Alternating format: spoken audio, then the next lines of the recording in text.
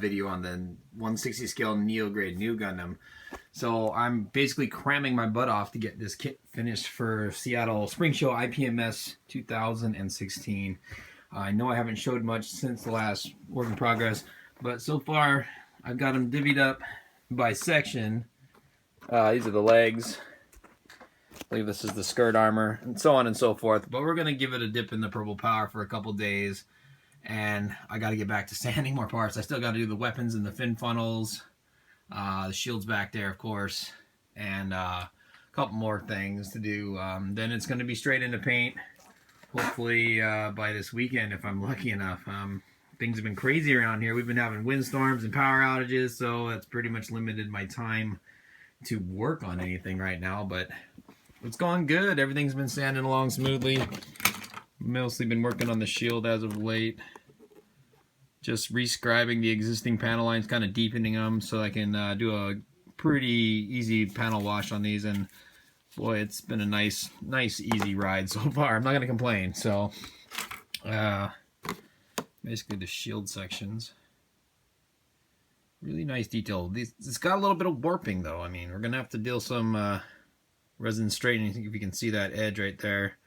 The shield's definitely got quite a bit of warping compared to the rest of the parts that I've dealt with so far. I guess we'll just give it a dip in the old boiling water and flatten her out, see what happens. Hopefully there's no thin spots. That's the only thing that's been kind of scaring me, is doing the resin straightening on the thin spots. Some of the funnels. And if you ever build a Nu Gundam, these are the one part of the build that just drives you nuts, man. You do 6 of the same piece over and over. I'm going to try to just do 1 a day if I can, just maybe at least for paint-wise, but I really don't have that luxury right now. It's looking like maybe a month to go till the 23rd of April, and I'm pretty much cramming to get everything done. So we'll break from this, fill these guys up with some purple power, and I'm going to try to make this video a little longer than normal. We'll try to show, hopefully, at least some primed parts, if not maybe some painted parts. We're going to drag this one out a little bit. But thanks for sticking with me, guys. I really appreciate you. And we'll just get to the next section of the video. Alrighty. Okay, guys, back for the next part of work in progress on the Neograde 160 Nu Gundam. So we left off with the purple power soakage of all the parts. Yay, fun stuff, I know. So those been soaking for about a week, give or take. And you can pick this guy up at pretty much any automotive supply store, you know, Napa, O'Reilly's or whatnot, West Bay, and AutoZone. So basically straining them out. And you can reuse this stuff over and over. I know you guys probably already know that, so I'm just repeating stuff. But anyways, so we're going to go upstairs, give these guys a scrub down, and basically have them dry off. And this is the really boring part, and I promise to liven it up with the next part of the videos, I promise. Basically, we got the leg parts here. Just drying out. A couple of my magnets came loose, so I'm going to have to re-glue these ones right here, these two. There's basically the hip and the knee area, but no big deal. It's already drilled out. We'll just have to re-glue them, make sure we get the polarities right so we don't glue them in the wrong direction. Because if you do, you'll have them pushing against each other instead of pulling. So that's where we are right now. And yeah, today's the purple power day. We're just going to clean up. And then hopefully today we'll get to primer stage tonight. And we're going to be cramming. So hopefully tomorrow, Sunday, I can get most everything base colored. That's my goal. So I finally last night got all the sanding completely done. These last two jugs over here actually are the weapons. So we got the funnels in there. And then over there we have the bazooka and the beam rifle. So those two bowls here, we're gonna let those soak for probably another full day. They have only been in there for a day right now, so I like to get that done. Hopefully, like I said, by tomorrow. Pull them out tomorrow. Okay, guys, thanks for sticking with, and we're gonna break and get to another part of the video after this one. All right, thank you. Okay, guys, back. Been washing parts all day, yay, and pretty much got to prime the legs, and both legs are now primed with Mr. Surfacer 1000. This guy right here. Good stuff. Love how it sprays. It's real easy to thin, 1-to-1 ratio, easy stuff. But get a quick look. The only thing, man, priming always shows all your mistakes that you've made over the cleanup phase and the stuff you missed. And boy, man, I really didn't do a very good job. I thought I was doing a good job, but not really, man. My standards shouldn't allow me to continue going on without giving these guys another go through of sanding. And I was really happy because I was like, all right, I haven't had to break out the putty at all, and boy, I'm gonna have to bust it out. So, yep, here we are. And boy, this pretty much, these two legs went through almost a bottle and a half of that Mr. Surfacer 1000, man. I was eating it up. But then again, these are big pieces. And you gotta make sure you get all the surface area covered. That was kind of what I was going for right there. But yep, legs are primed. I'm gonna send them through another phase of sanding, a little bit more cleanup, sand them again, and I'm gonna hit them again with another round of primer, and then I'm gonna hit them with the Mr. White base because this guy's a white kit. Stuff works good. This is what I used on my 148 Nu Gundam on the white and on the black, but I mean, I guess I didn't really need it on the black, but it just makes sure the black comes through real good too. Mixed with a 1-to-1 ratio as well, just like the Mr. Surfacer 1000.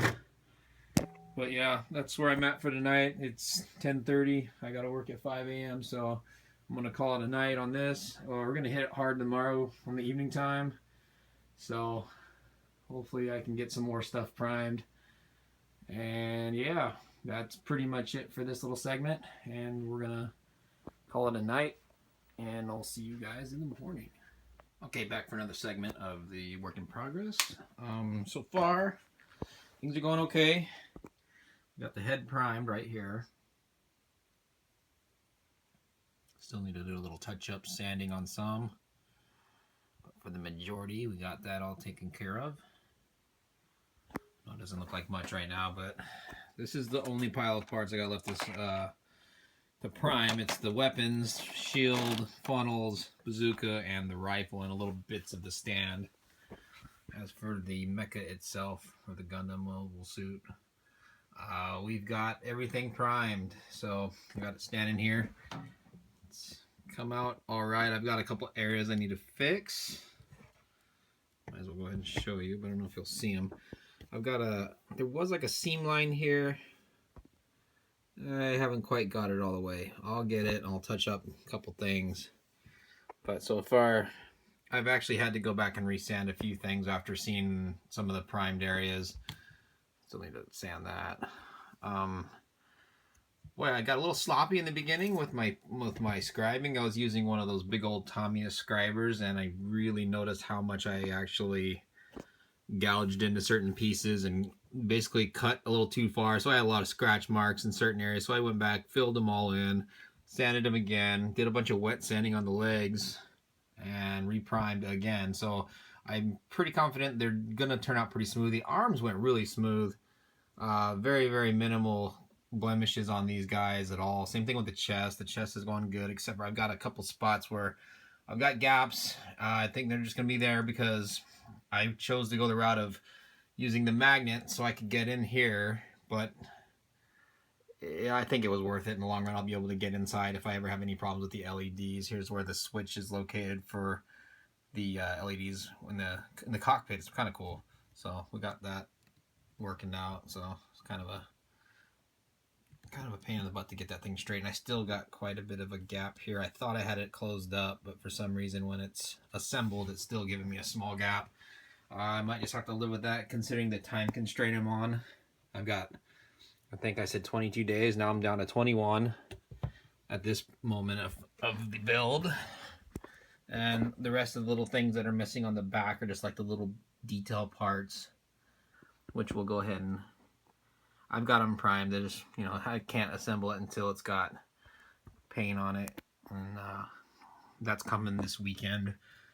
The way I'm going, I'll be able to shoot this guy. At least the main body. Should be able to shoot it all.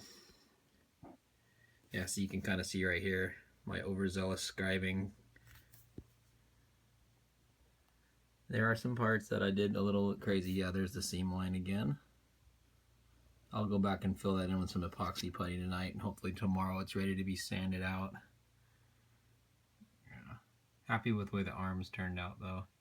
Didn't use magnets in the arms like I was planning, but it's alright. They don't move, so, and there's no wiring in there. There's nothing special in the arms, so I just basically pinned them. There's one magnet. This is from the factory though. It comes like this way, and I'm unable to pull. Okay, there it goes. But then again, I just basically crumbled the hand in my own hand. So it just magnetizes back in there, and you can swap it out for a fist style hand. I'll just put these pieces away. But yeah, this is basically the remainder of the parts, the feet and little bits for the main body, and then we got pieces of the shoulders. And just little things here and there that are laying around. But the majority of it is assembled right now, so we're happy with that. And so I think we'll probably cut one more video section, hopefully get some paint on it, and we'll show you that.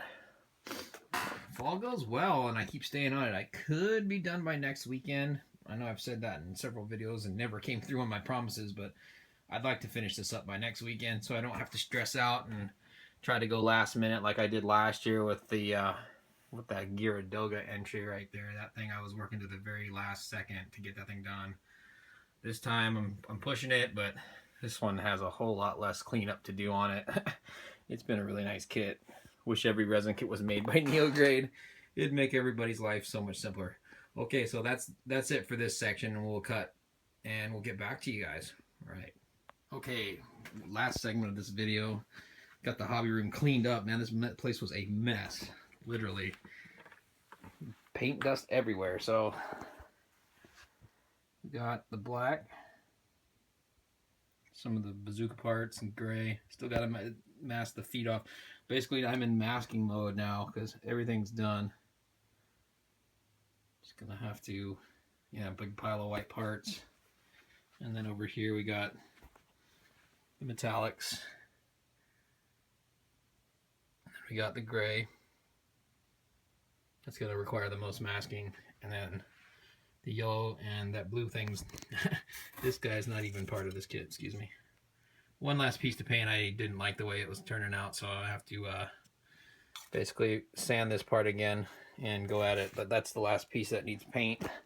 The rest is just going to be masking from here on out. 1 week left to go of actual work time that I can get on this done, and I'm gonna try my best to make it. I think I can do it though. The fact that I got all this stuff painted, pretty much sacrifice sleep in order to try to finish my deadline. So that's where I'm at, and thanks for sticking with this video, guys. It's gonna be 1 week left to get this guy done, so I'm gonna be cramming my butt off. All right, thanks for sticking with, and thanks for watching, guys. We'll see you on the next video.